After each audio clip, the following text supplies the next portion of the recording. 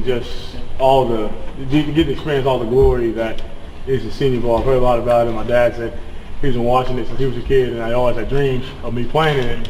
And then just for me to get the invite is just, I know it's big for him, but it's really big for me, and just that I'll probably be playing for him and just the future of my career as well in that game. Did you get to talk to Phil Savage at all when he visited? I saw him one day. We were going through meetings, shook his hand, hello, and moved about my day. Cause we were going through a lot of stuff in practice and didn't get to talk to him. But when I saw his name tag, I was like, holy crap, that's Phil Savage. And it was definitely pretty cool. You seem to be kind of, earlier, in weeks past, you were kind of taking some reps off during the time that we were out there. Now it seems like you're going through all of them. Are you getting better, or can you tell you're improving physically? Yeah, I'm feeling a lot better. I'm feeling a lot more comfortable with some of the rushes that I can do and really moving around.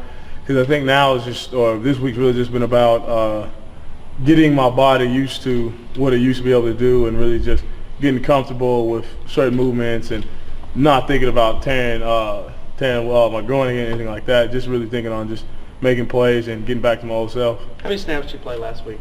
I think maybe closer to 20. Okay. I think I haven't seen the play sheet yet, anything like that. Okay. What do you think? How do you feel about playing a team like Auburn from the standpoint of your assignment? I mean, it's they're different. It's not like you can just get after the quarterback. You're not just gonna be able to get after the quarterback. A lot of stay at home. And it definitely isn't fun. I mean, you have to really play. You have to really focus on your read, and pretty much actually 3/4 of the game you're probably going to be hitting a pulling guard or hitting that little tight end in the backfield. And I mean, it's not a fun thing looking forward to, but at the same time, playing Auburn is like a home game to me. I mean, everybody from my high school, they always go to the Auburn games. Auburn's maybe 45 minutes away. It's a short trek, and a lot of people from my high school go there. And I know I'm bringing up a lot of my family, so I mean, it's definitely a big game for me too. How much did y'all's success last year against their offense? Does that kind of, in any way, that kind of carries over, you think, to this game on Saturday?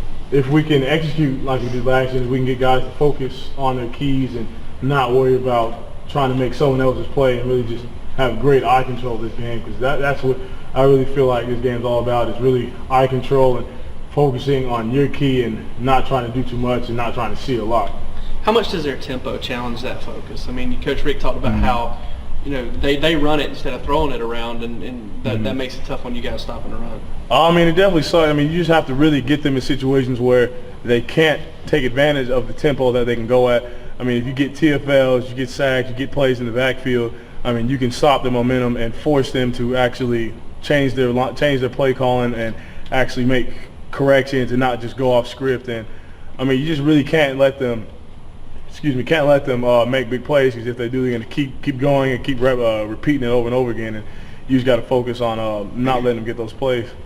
This is about to be out of your purview, but as a business major, did some alarms go off for you, or with what happened at Missouri, with that boycott and the threat? Do you see some things happening in the college game about players having some control and possibly that bleeding into compensation issues? And yeah, that's definitely big. I mean, I saw when I saw the players, first I saw the black players saying they were boycotting, then I saw the whole team, and then when I saw Gary Pingler say that he fully supported the team, and I was like, man, this is about to get really, really crazy in the world of college football and just in the nation. And then just seeing the quick turnaround of the president resigning, I think that's in my mind, I know it might not be true. I'm a college student, but I feel like that was just an attempt to.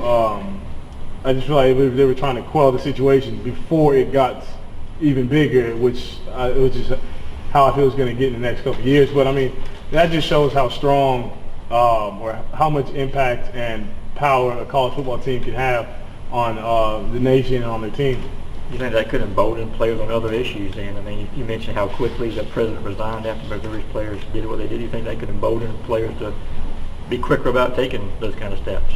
Yeah, I mean, there's certain situations where coaches tell their players that you can't try not to get involved, or don't tweet on this, don't tweet on that. But in the situation over there, I mean, you couldn't really ignore it, because we're not living through. They're living through that day after day after day in places that are maybe a mile or so away, or 10 miles or so away. I mean, you can't ignore this. You want to just not bring heat to your program, but at the same time, you really just can't let that go by because that's just showing how college athletes and how a football team really has a voice in the community, can have a voice in certain controversial matters in this nation. Is it striking considering that it took the football team to do it, as opposed to, they've been protesting and been raising those concerns for weeks, but then once the football team does it, it just kind of... I mean, in my mind, it just brings up just you got to think about the money. I mean, there's a lot of money that gets put into college football, and I mean, that's what I feel like it was a damage control type of thing. That I mean, the school would lose a lot of money if the football team didn't play that Saturday or go through the team activities. And I mean, that's just how crazy it is that it takes something like that for a change to happen. How often, like, what kind of stuff are y'all told not to tweet about this or whatever, like you were talking about a couple minutes ago? Really just certain big, like, really controversial things. Like a lot of times some athletes might tweet about the presidential race or something, and then 9 times out of 10 it's always going to come back to bite you in the end.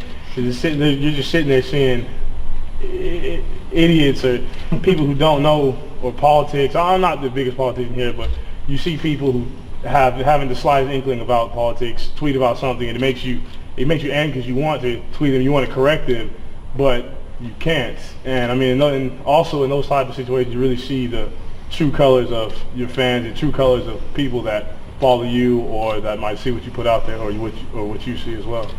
Could you ever see something rise into the level where y'all would do the same thing, threaten not to play a game? I mean, if something like that happened here, I definitely would think that we've all rise around to do that, and I would hope not. I hope that a situation like that or any other situation wouldn't happen where we would need to step up. I feel like because of what they did, we won't need to do that. Change will happen before a team has to do that.